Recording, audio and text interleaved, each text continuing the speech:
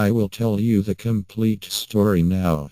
It was on a Saturday afternoon in 1989, early October as I remember, when I went to Villawood. The post office at the time, it was located at Woodville Road, was a known meet-up place for Satanists.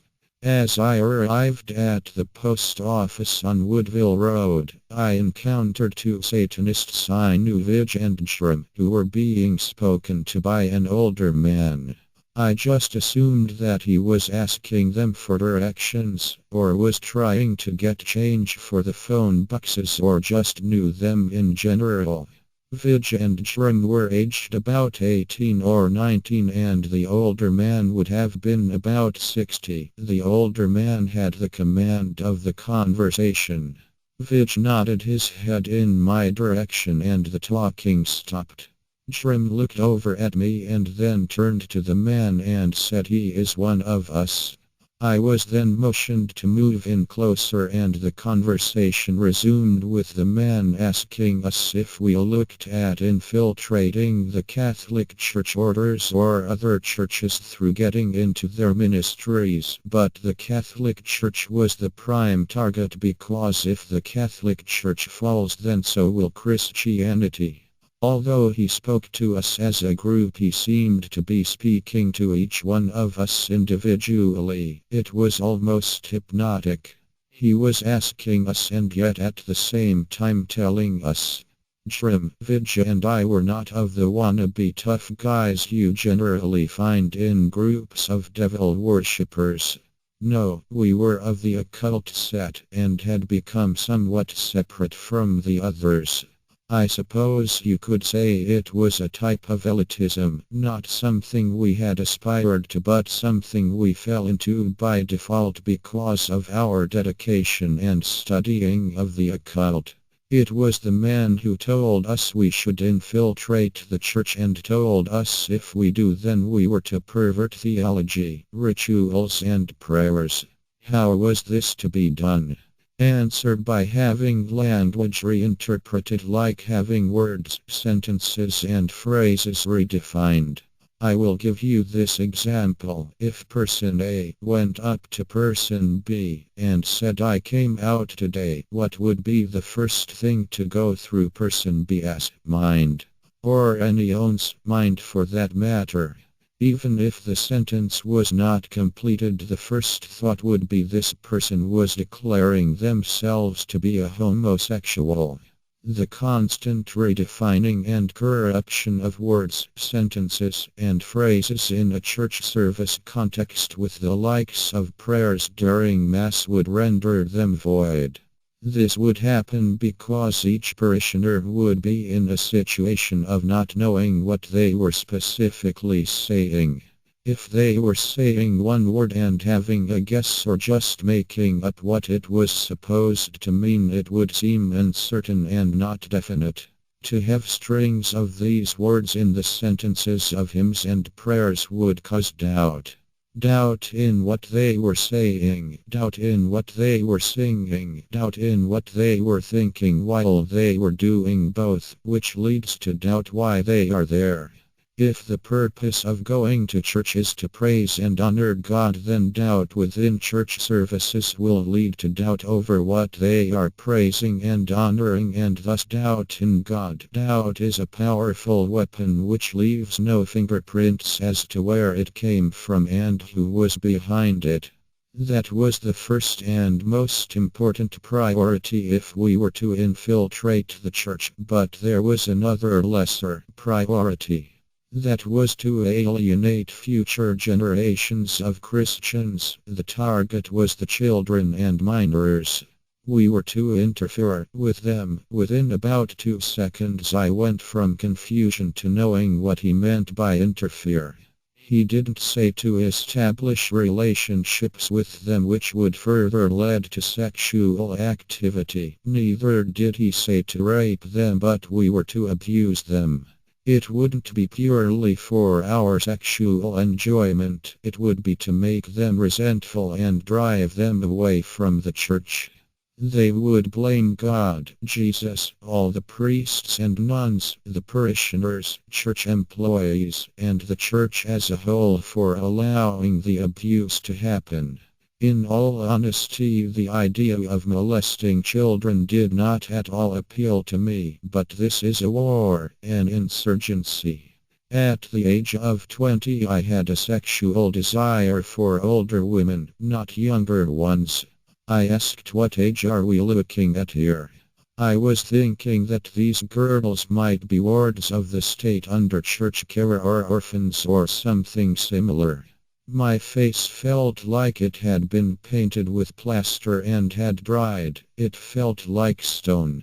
The man said 15. I assumed he was gauging us for a reaction, but I couldn't tell because he wore a large pair of dark glasses that were near black. He then went to 14. I stood there thinking maybe. I had heard of 14-year-olds being sexually active, but it did not appeal to me. Then 13. I thought maybe, if the girl is quite physically developed. Then 10, I thought maybe if I was 15 I would. As he was saying the ages in a quick sequence, I gave a sideways glance to see Shrim and Vij. Their faces looked like stone, like those faces on Easter Island, and I suppose mine did too. It certainly felt like it. The next age stunned me. 5.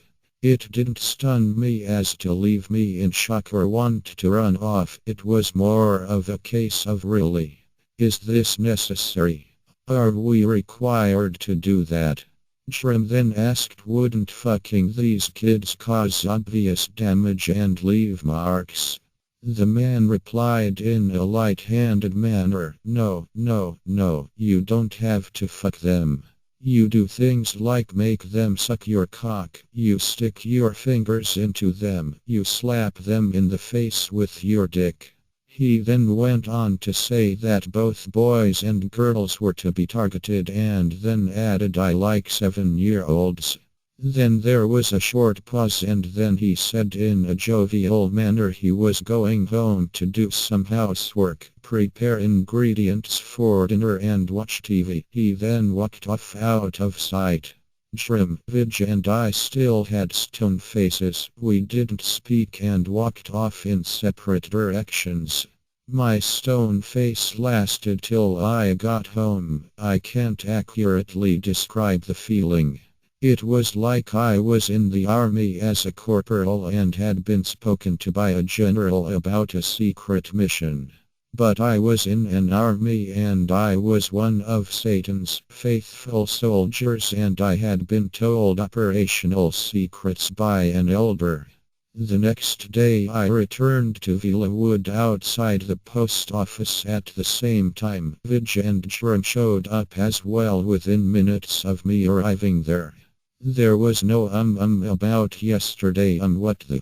We knew what our obligations were because we are faithful servants of the Satan and his kingdom. We knew our aims and we knew we were to do everything to achieve them.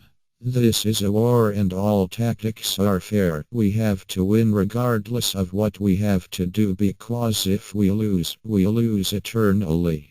I imagine jihadi suicide bombers have the same mindset, and I suppose Christian fanatics would be similar in that they know that on Judgment Day they will have to justify their life to God and explain what they did and didn't do and why.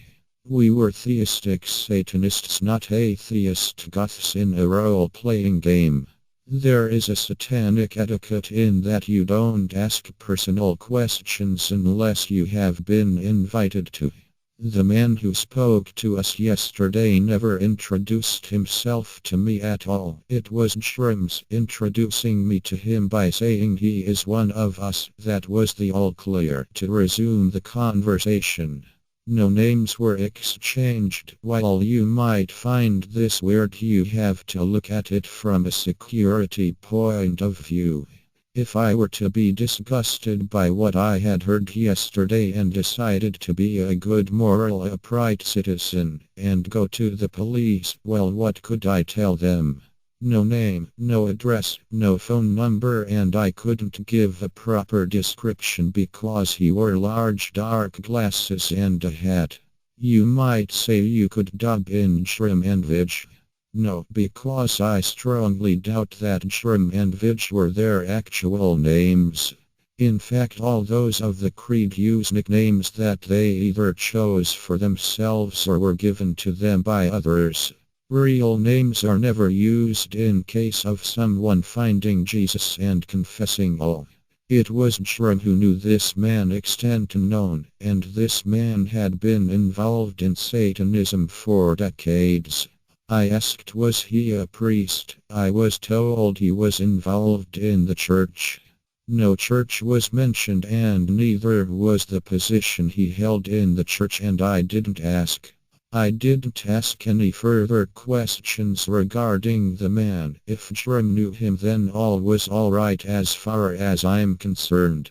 There was a conversation regarding the pedophilia. Jrim gave an overview of it in more detail. The pedophilia is part of a campaign to destroy the Catholic Church. It is part of a campaign that began in 1920 in Ireland. Ireland was in a near lawless state, with the Irish Free State fighting the IRU and with skirmishes with the British by both. The Catholic Church was left alone by all sides, and Satanists went into Ireland as priests or trainee priests because a priest from Ireland was usually welcomed by any country. The Irish Free State was a springboard to America, and Northern Ireland was a springboard to England, and throughout the British Empire there does seem to be a level of organization and coordination involved. It seemed to me that Jrim was getting intimate knowledge of this from the man, but then again I don't know who else he had contact with, and I didn't ask. But it went further. I was then told if you got into the priesthood, you were not really expected to be in for more than 10 years, as that was sufficient time to do damage and make an unblemished exit. A way to do this was to listen in on parishioner rumors about suspected perverts and encourage the perverts to work within the church community.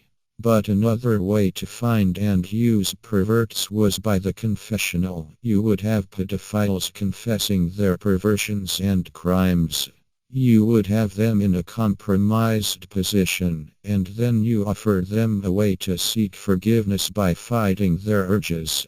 You would have them working with children, and the result would be obvious. The word gets around among the perverts, and you have constant waves of molesters making their way to the church. Have we not had this revealed to us in recent times? You may have a rope and a pitchfork and want to rally up a mob to deal with satanic infiltrators in the Catholic Church, and indeed all churches and all religions. But the sad fact is, well, I suspect that most, if not all of them, have bailed out already. The perverts causing damage within the church community are most probably not Satanists, they are just perverts.